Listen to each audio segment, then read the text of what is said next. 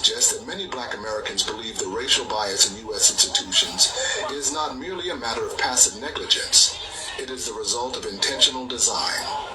Specifically, large majorities describe the systems in the U.S., such as prison, 74%, political, 67%, and economic, 65%, among others, as having been designed to hold black people back, either a great deal or a fair amount.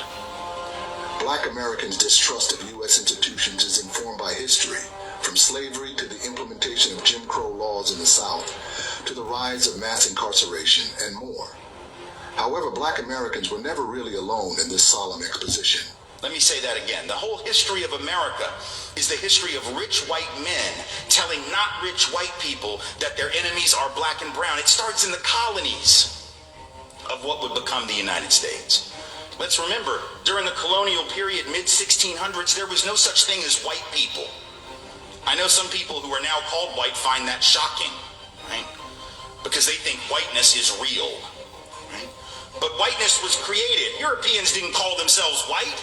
We didn't call ourselves white. We weren't all members of one big happy family. Are you kidding? Have you studied the history of Europe? The history of Europe was about killing each other. That's what we did in Europe. We just killed each other. Before we figured out there were other people to kill, we just killed each other, right? I mean, that was the history of Europe. The English hated the Irish, right? Northern Italians didn't even think that Southern Italians were Italians. The Germans hated everybody, and everybody hated their ass right back, right? There was no team called white, no race called white, but all of a sudden, in the middle of the 1600s, there was. Why? Why was it suddenly necessary to create this thing called the white race? Well, because rich people can count, that's why. And so rich folks looked around, the ones that owned all the land, you know, in the colonies, the colonial elite looked around and they realized something, that they were heavily outnumbered by African enslaved folks, by European indentured servants who were just one level above a slave, or other Europeans who weren't technically indentured servants, but they were still peasants, didn't have any money, didn't have any land, and they could do the math. They added it up and they were like, damn, we got to figure out a way to split these folks apart from one another or they're going to rise up and take our stuff. In that sea of silence, where most who are called white would look away, there is yet one amongst us, a white American, who's been standing by blacks in their unending pain, standing out as a voice against the pervasive and oppressive impact on marginalized communities. His name is none other than Tim Wise. Because if you know the history of the whole concept of... I literally had no chin. It was just down here. And I'm like, you know what? Let me do chin and jowls. Let's just do... Because if you know the history of the whole concept of whiteness, if you know the history of the whole concept of the white race, where it came from and for what reason, you know that it was a trick and it's worked brilliantly. See, prior to the mid to late 1600s in the colonies of what would become the United States, there was no such thing as the white race. Those of us of European descent did not refer to ourselves by that term really ever before then. In fact, in the old countries of Europe, we had spent most of our time killing each other. We didn't love each other. We weren't one big happy family. The side of my family that comes from Scotland, hell, they didn't even worry about fighting people outside of Scotland. Highlanders and lowlanders just fought the hell out of each other. So there was no white race, but in the colonies of what would become the United States, what did we see in the 1660s, 1670s? We began to see that Africans of indentured servant status, many of them not enslaved yet, they were not necessarily permanently enslaved, some were, others were indentured like many poor Europeans for periods of 7 to 11 years. They could work off their indenture and then they would be free labor technically. Realized, as did the white indentured servants, the Europeans who hadn't even been called white yet, that they had a lot of things in common, like the fact that they were all getting their clock cleaned by the elite. And so they would get together more than our history books taught us, to foment rebellion against the elite, to try to get a better deal for themselves on the basis of economic necessity and economic justice. And what did the elite do? When you see that you're outnumbered by black and white folks who are penniless, landless, peasants, you have to do one of two things. You either have to kill them all, but you can't do that because who's going to work? Rich folks weren't going to. They had to get poor people to work. The whole point was to be a person of leisure back in those days. That was the goal, was not to work. So you couldn't kill them all. You didn't want to kill them all. You had to do the work yourself. You had to build your own levee, build your own house. No. Pick your own tobacco, harvest your own cotton. No, we're not going to do any of that. So you can't kill them, but you can co-opt them. And so the elite in Virginia, for example, in the colony, begins to give certain carrots to people of European descent, saying things like, you know, we're going to let you own a little land, not much, but just a little, and we're going to get rid of indentured servitude. Now you're free labor, and by the way, once you're free labor, you get 50 acres of land, just because you're free labor, see? So we're going to cut you in on this deal. We're going to let you enter into contracts. We're going to let you testify in court, and here's the best of all, we're going to put you on the slave patrol to keep those people in line, right? The idea was, you're still going to get your clock clean. We still don't like you. We still aren't going to really empower you or change your economic subordination, but we're going to make you honorary members of this team, and you're going to help us keep those other people down. Tim Wise from Nashville, Tennessee is not like the everyday white American. He never did feel less concerned, nor did look away from the sufferings of black Americans. Bravely, this respectable individual has devoted so much effort in exposing just how the American system was designed to work against black Americans. So they got a little taste of power, and it did effectively divide and conquer those coalitions. Those rebellions began to stop almost instantly. Fast forward to the Civil War era, you have rich white folks in the South, where I come from, standing up and openly admitting that the reason they're prepared to secede from the Union, and the only reason they ever articulated publicly, ever, was to maintain and extend slavery and white supremacy not only where it already existed, but into the newly acquired, that is to say, stolen territories from Mexico to the west. That was what they said. Now we lie about it. We say it wasn't about slavery, that it was about states' rights. Yes, the right of the states to keep and maintain slaves, exactly. But back then they had no shame, so they didn't try and cover it up. They openly said it, but once again, the rich didn't want to go do the work. Are you kidding? No. They're going to get poor people to go fight for them. And the poor folks didn't even own slaves. Now think, how do you get poor people who don't even own the shirt on their back, let alone slaves, to go fight to keep your slaves for you? You've got to convince them that their skin is more important than their economic interest, because think about it, if I am a farmer who has to charge you $1 a day or $2 a week to work on your farm and harvest that tobacco or pick that cotton, but you can get a black person to do it for free because you own them, who's going to get the job? Not me. In other words, slavery actually undermined the wages and the wage base, the economic floor of the typical white working class or low-income person. But they were told, if these people are freed, they're going to take your job. No, fool, they got your job. That's the point.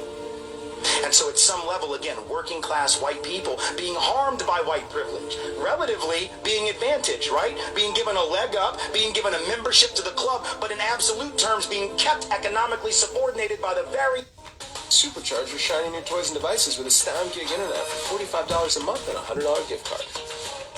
the club, but in absolute terms being kept economically subordinated by the very thing that gave them a sense of superiority. How's that for irony? Then, in the present era, this hasn't stopped. This is not ancient history. Now we have people running around insisting that we should close the border with Mexico because if we don't, the wages of working class people will continue to fall. The implication being that the only reason workers are paid like crap in this country is because the border is open. But if you believe that, you would actually have to believe that if that border were closed, that all these owners of capital and industry would just say, oh, well, you figured us out. Here, it's a raise. Do we really believe that the only thing keeping bosses from paying people more is the presence of low-wage, medium, semi-skilled labor from south of this artificial border? Is that really what we believe? We know that if that border is closed, it isn't going to be closed to capital. It isn't going to be closed to goods. If you have a border that can be crossed by capital looking for the highest return on investment or goods looking for the highest price, but labor is chained to its country of origin, how is that going to work to the benefit of working people? By definition, it doesn't. By definition, it immiserates the working class. Divide and conquer. By breaking ranks, Mr. Wise inspired others to re-examine their own biases against black people and set their paths straight.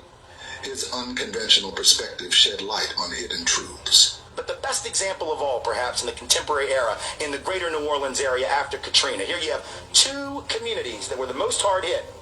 The lower Ninth Ward, mostly black community, 94% African American, about 40% official poverty rate, heavy working class community. And right across the canal, St. Bernard Parish, Chalmette, 95% white, also working class, high levels of poverty, economically very similar. And at the end of the day, in those first few days of September 2005, more similar than they probably would have realized. Because when those levees broke, they all got their stuff jacked. They all got their stuff destroyed. But if you had asked white folks in Chalmette, and I've done it, who was the cause of the problems in the greater New Orleans area prior to that flooding, they would have pointed across that canal at those black folks, wouldn't have called them black folks, and would have said, there, that's the problem. 70% of the white folks in St. Bernard Parish voted for David Duke, white supremacist, neo-Nazi, former head of the largest Ku Klux Klan group in the United States when he ran for governor in 1991. 7 out of 10 gladly voted for him because he was blaming black folks for all of their problems, and they bought it. What's the irony? The irony is that while they were blaming black people for their problems, while they were blaming black people for the conditions of the greater New Orleans area in which they lived, nobody was paying attention, least of all they, to the fact that these white elite politicians, either in Baton Rouge or in Washington, whose job it was to secure those levees, to make sure that levy funds were spent in the proper way, and that they were spent at all, those mostly white and mostly elite politicians did nothing. At the end of the day, it wasn't just the black folks in the lower ninth ward they didn't care about. They really couldn't have given a rat's ass about those poor and working class white folks either. And yet, when the people of Chalmette, people of St. Bernard Parish got back into session, first time they had a city council meeting, parish council meeting after the flooding, the lights aren't even on yet. The water isn't even hooked up. And the first order of business was to pass an ordinance saying that you couldn't rent property in St. Bernard Parish to anyone who wasn't a blood relative. Now, I'll leave it to your imagination as to why you'd want to pass a law. That law had never existed before. But now that it's been emptied out and you don't know who might come back, that's a damn good way to keep black people out, isn't it? Because if you're 95% white to begin with, if you pass an ordinance that says that, that's a great way. You can't say no blacks need apply. You can't say no blacks allowed, but that was an ingenious way to get around the law. Now, they got caught. There was a lawsuit threatened and they got rid of the ordinance. But my point in bringing it up is to say, once again, divide and conquer is working. These white folks in Chalmette need to march across that canal and join hands with the black folks who've been sitting there more than willing to work with them for an awful long time, and march on Baton Rouge and march on D.C. and march on the Corps of Engineers and recognize their commonality of interest. But the whiteness and the lure of whiteness has tricked these have nothing in their bank account white people into believing that they got more in common with the rich white folks on St. Charles Avenue that didn't lose anything in that flooding than they have in common with the black working class folks who live about 500 yards away. Supporting Tim Wise's claims, several studies show that racial disparities in income, wealth, education, imprisonment, and health outcomes persist to this day. The beliefs and narratives that black Americans have about institutional harm have long been studied by scholars in the health and social sciences and the humanities. Narratives about how institutions were designed to hold black people back also surfaced in several of the online focus groups Pew Research Center conducted with this study just last year. To measure the prevalence of these narratives of mistrust, they would conduct a survey of 4,736 black adults in the U.S. from September 12th to September 24th, 2023. First respondents were asked if they had ever heard a series of statements about how U.S. institutions might intentionally or negligently harm black people. Respondents were then asked if they thought these harms were also happening to black people today. Here are some key findings about black Americans' beliefs in institutional mistrust. 76% of black adults say black public officials today are singled out to be discredited in a way that doesn't happen to white public officials. 76% say police today do very little to stop guns and drugs from flooding black communities. 74% say black people are more likely than white people to be incarcerated because prisons want to make money on the backs of black people today. 67% of black Americans say businesses today target marketing of luxury products to black people in order to put them into debt. Not your dream job? This year, start building it yourself. With Printful, you can launch your online store in minutes without inventory or upfront costs, while you design and people in order to put them into debt. 55% of black adults say secret and non-consensual medical experiments, like the Tuskegee study, are happening to black people today. 55% of black adults say the government today encourages single motherhood and the elimination of black men from black families. 51% of black adults say the government promotes birth control and abortion to reduce the size of the black population, and this is happening today. The report also finds that black Americans who have experienced racial discrimination are more likely to believe U.S. institutions intentionally or negligently harm black people. There are also modest differences among black Americans by gender, education, family income, and political affiliation. Still, majorities across many black demographic subgroups are familiar with these statements about the intentions of many U.S. institutions and say these things are happening to black people today. However, Tim Wise would not hesitate to stand up front, opening the eyes of his white contemporaries to the truth of the daily perpetual policies of inequality and black exclusive stereotypes, which white contemporaries would normally look away from. This was him in the Rock Newman Show 9 years ago.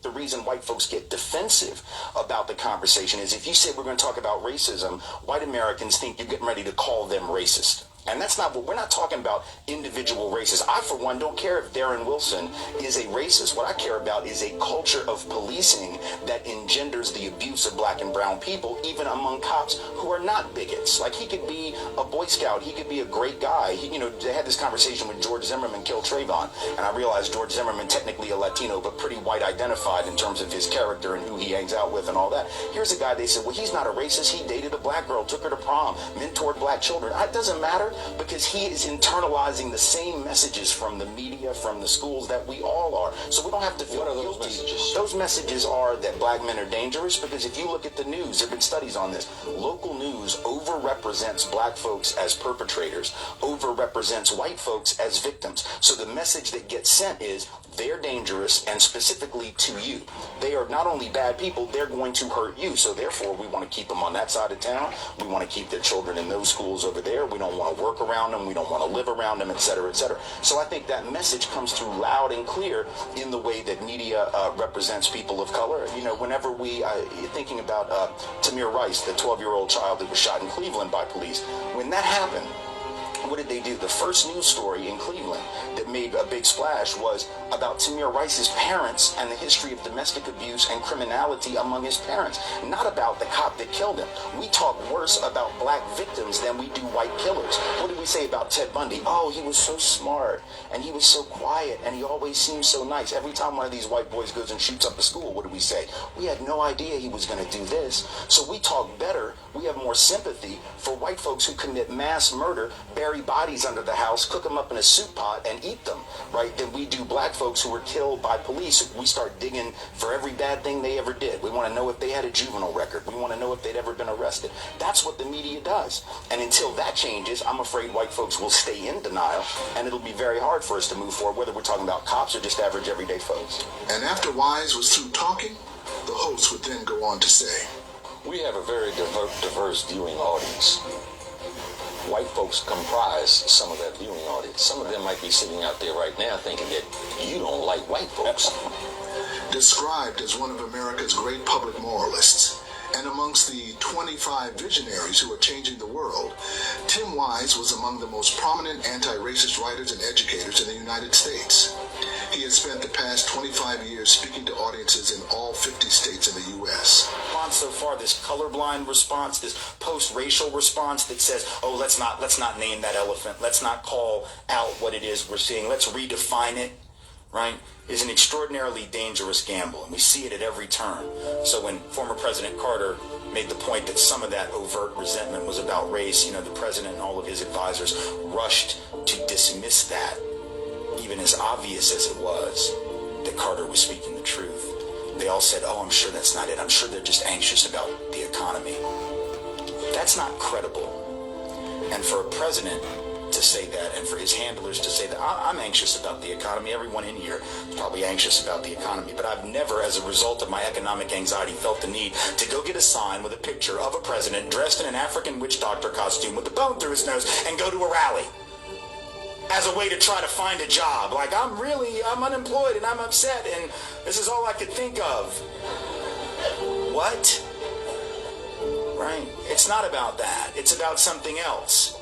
And the fact that the president has to second guess the abuse. The most powerful man in the world, arguably, but he can't even name what is obvious. He can't even call it out for what it is. You can't criticize an act of racial profiling by the Cambridge Police Department without being attacked. You know, when Henry Louis Gates got stopped by that officer for trying to break into his own house, and the officer wanted to know, do you live here? He lived there for 8 years, but the neighbor who first saw him and thought he was breaking in didn't recognize him. This man is 57 years old, walks with a cane. He is not the typical profile of a burglar. Right? But the cop comes in, challenges Henry Louis Gates. Gates gets angry at the cop, as you would too if someone accused you of breaking into your own house. So he gets a little mouthy with the cop. You know, the cop doesn't like that. Arrest him for disorderly conduct. Now, here's the trick. In the state of Massachusetts, talking back to a cop, even yelling at a cop, is not, in fact, disorderly conduct. Not a smart idea. I don't recommend it. But it is not illegal. So when they arrested the man for a crime that he didn't commit, they made a horrible and egregious error, which was corrected when the charges were dropped. But the next day when they asked the president about it, and he said, if you recall, I think the Cambridge police acted stupidly, all hell broke loose and people started attacking him all over the country. And Rush Limbaugh said, this is a black president trying to destroy a white police officer. Once again, pushing buttons of racial resentment, when in fact, what the president said, even if you don't think it's very presidential, to say stupid, you know, maybe that's a little juvenile, you know, a little beneath the dignity of the president, you know, but it was accurate. Because what do you call a cop that arrests you for a crime you didn't commit? Well, stupid. Before you get the badge, Mr. Lawman, and before you get the gun, you might want to read the law and familiarize yourself with the law that you're sworn to uphold. But the president said it, and then he learned from that, what? That I can't talk about race. Even though I'm the president of the United States. If you want to know just how not post-racial we are, that's all you need to know. Because if we were post-racial, he could say anything he wanted. Nobody could do anything to him. But we aren't, and so he can't. And so we keep dodging it. Now, it's one thing for him to dodge it. It's quite another for us to do it. You know, he's got to play whatever game he feels he needs to play, I suppose. But that doesn't mean we have to play that game. And the fact that we're getting sucked into that post-racial logic too, we're saying things like, well, we just can't talk about this. We have to maintain the optimism that people felt after the election. And if you talk about racism, you know, it'll throw a wet blanket on that.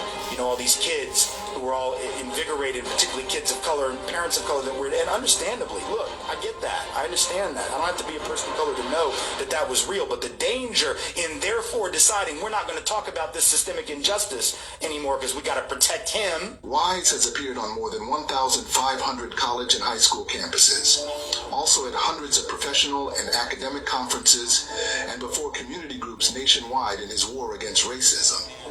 He is, in fact, a prophetic voice in this generation on a mission to reform the white mindset and stereotypes on blacks worldwide.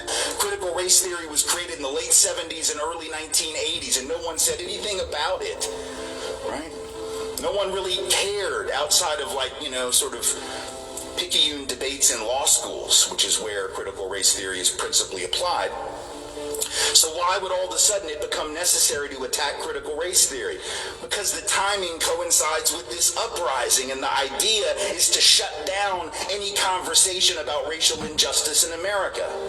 Because you don't want those white folks to become allies. You don't want those white folks to act in solidarity. You don't want them to learn the truth about the history of the country. And you say it's because you're trying to protect their feelings. That's what they say, right? We don't want white folks to feel bad about being white. Nobody's trying to make anybody feel bad about being white. But if that is your concern, there's a really easy solution. Teach about some different white people. Right? If you're feeling guilty about white folks, then maybe you just need to focus a little less on Andrew Jackson and a little bit more on people like Jeremiah Everts, who was a white man who's one of his principal opponents to indigenous removal. Because there were white folks who stood up against that mess. There were white folks who joined the abolitionist struggle, whose names we don't know. Lydia Marie Child, the Grimke sisters, John Fee, an abolitionist preacher who was defrocked from his church by the Presbyterian Synod because he refused to minister to slaveholders, founded Berea College in Kentucky. Right? Why don't we know these people's names? Why don't we teach these white anti-racist allies who acted in solidarity with black peoples? Right? Because if you're concerned that anti-racists like me are trying to make white people feel bad about being white, and I'm telling you, no, there are these other role models that we could have Why do you want to teach about them? That would be the solution to white guilt, right? You don't have to feel guilt and shame when you know you got a choice to make. And here are these examples of people who made that choice. Joan Trump-Auer Mulholland in the civil rights struggle, Bob and Dottie Zellner, Connie Curry, Virginia Foster Durr. Like, I could go down this list, all these names of people who have fought. Some of them died for the cause of racial equity. There haven't been enough of us. I mean, there have been enough who've died, don't get me wrong, I didn't mean it that way. But there haven't been enough of us who joined in solidarity, but we've always been there. Why don't we learn about those folks in school, see? The people that attack critical race theory don't talk about doing that. They don't want that taught. They just don't want race talked about at all. They don't want us to deal with what's real. So it's never too young to start talking about these things. We have so many folks in this country, though, that are afraid. They don't know how to do it well, so they'd rather just not do it at all. And for most white Americans, we simply don't want to acknowledge the reality that black and brown peoples have known for very long in this country, which is that systemic racism is fundamental and foundational to the country. And if you say that in a public school in the state of Tennessee this fall, right, you're going to risk getting fired, I guess. If you say it in Florida, they're going to be able to sue you. I was just in Indiana, same thing, right? If you say what I just said, that systemic racism was fundamental and foundational to this country from its inception, which, by the way, is not an opinion. It's not an opinion. It's not a debatable, rebuttable presumption. It's a fact, and I'm going to prove it to you. It doesn't take a lot of time. At Commonwealth Charter Academy, we believe that systemic racism is fundamental and foundational to the American system. That was Tim Wise at it again, telling it like it is. In this event, he had gone on to throw great light on how white dominance and citizenship denial to people of color was a most important factor in the project called the United States, where the Naturalization Act, enacted by the very first Congress of the American government, is a foundational example of systemic racism. So racism was foundational to this country. Don't take my word for it. Take the words and the actions of those who were the founders and the initiators of the project known as the United States. Talk about what the very first Congress in this country did after the ratification of the Constitution, right? What's the first thing that Congress did after the Constitution was ratified in terms of legislation? Because you got to assume whatever they did first is their way of saying this is the most important thing, right? Like, that makes sense. You don't do the most important thing like seventh. You do it first, right? So you might think to yourself, well, gosh, I don't know, Tim, maybe the first thing they did was make sure that they had a sufficient army in case the Brits decided to come back and have another run at it. No, that's not what they did. Or you might say, well, maybe they needed to figure out the tax structure so they could figure out how to finance the government. So maybe they did that first. No. They did that, but they didn't do that first.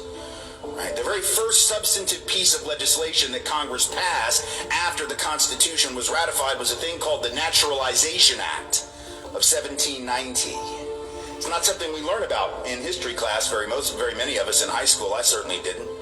And I was in AP history, which they say is the history for the smart kids, right? But they apparently didn't think we were smart enough to handle this truth, even in the 1980s, let alone now with all this backlash happening. What did the Naturalization Act of 1790 say? The first thing that Congress decided to take care of. What did it say? It said that all free white persons and only free white persons could be citizens of the United States. In other words, the most important order of business in the mind of the founders and the first Congress was to make sure that everybody understood, before we dealt with the army, before we dealt with taxes, before we dealt with tariffs, before we dealt with any of the economic stuff, just make sure y'all know that this new thing here is for us and only us.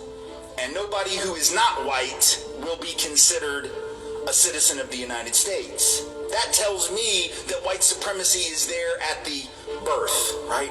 It, of course, was there before that, really going back to the colonial period. But I'm just saying, in the actual history of the country's laws, it's there from the beginning. Again, not an opinion. There is no rebuttal to what I just said. It happened, and it reads exactly as I say it reads, with the intention that I suggest it had.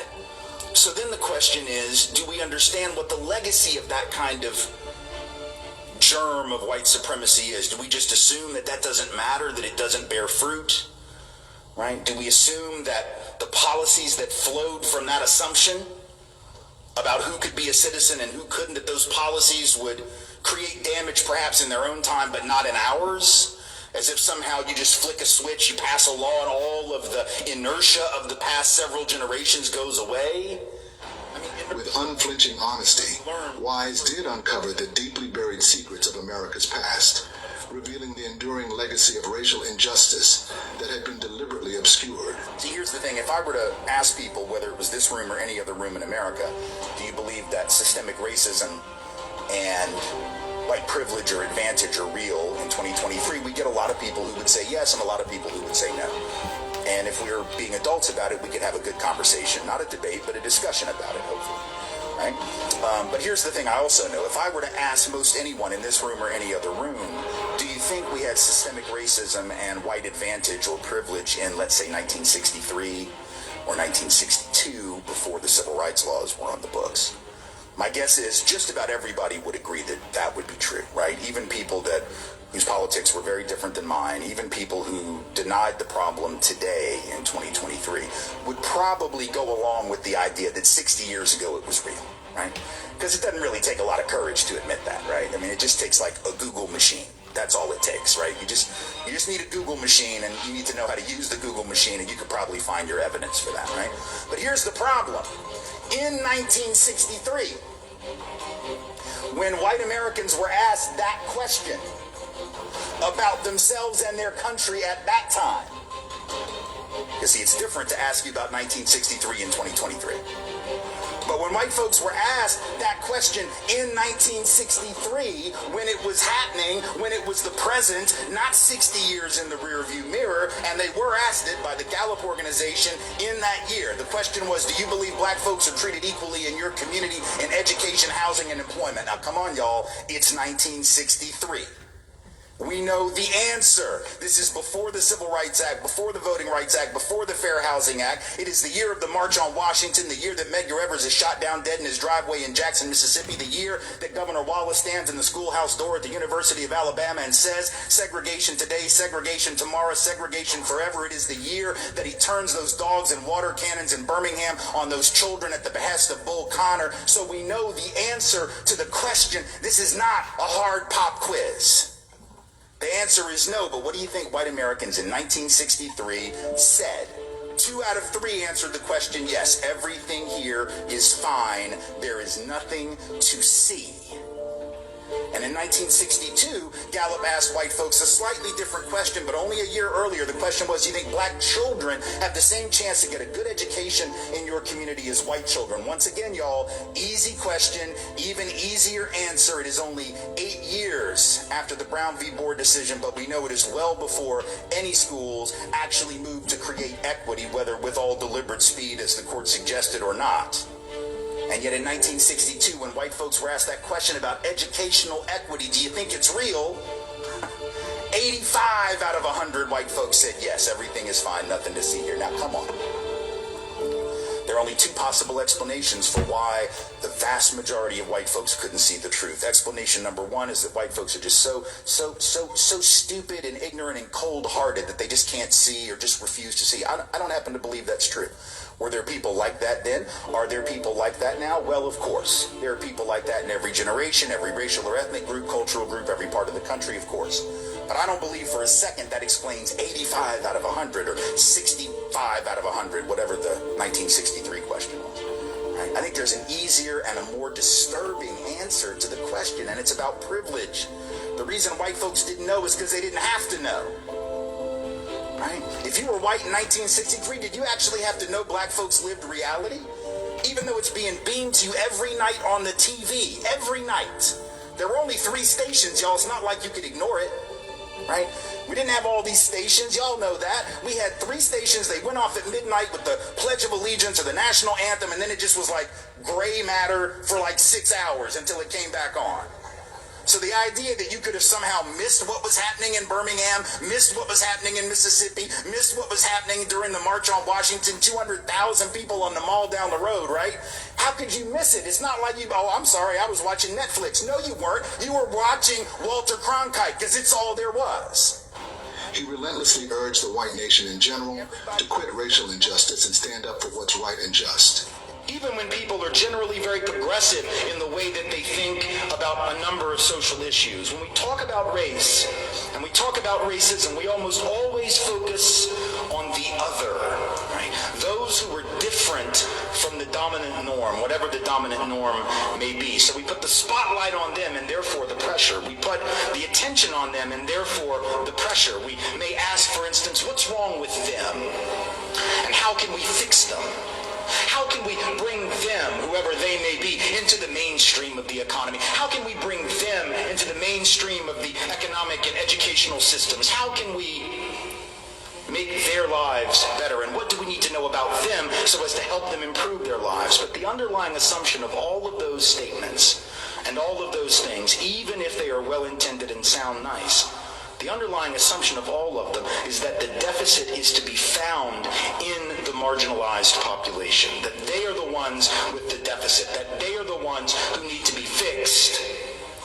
But what if the deficit is in the dominant culture, and we're just not paying attention to that? What if the conditions of life experienced by marginalized populations, whether First Nations peoples here in Canada, whether Indigenous and First Nations peoples in the United States, or African Americans or Latinos in the United States, whoever it is, there's a big difference between guilt and responsibility, after all. Guilt is something you feel for what you've done, and responsibility is something you take because of the kind of person that you are. They're not, strictly speaking, synonyms. And so when we inherit the legacy, not of 36-and-a-half-hour-old gumbo, but the legacy of institutionalized racial and ethnic discrimination, oppression, privilege, and subordination, when we inherit the legacy of sexism and patriarchal oppression, the legacy of economic injustice, the legacy of straight supremacy, all the different forms of supremacy and oppression and suppression that exist within our cultures all across the globe, when we inherit those, and on this continent we inherit that legacy of white supremacy, let us be clear, let us name it and call it what it is. We inherit a legacy of white supremacy. We have to be responsible for how we find it, not because we are to blame for having created it, but because we're the only ones left to do it, you see. We have to take responsibility for things as we find them, even if we don't create them. At least in theory, that's what we do with ecological destruction and environmental damage.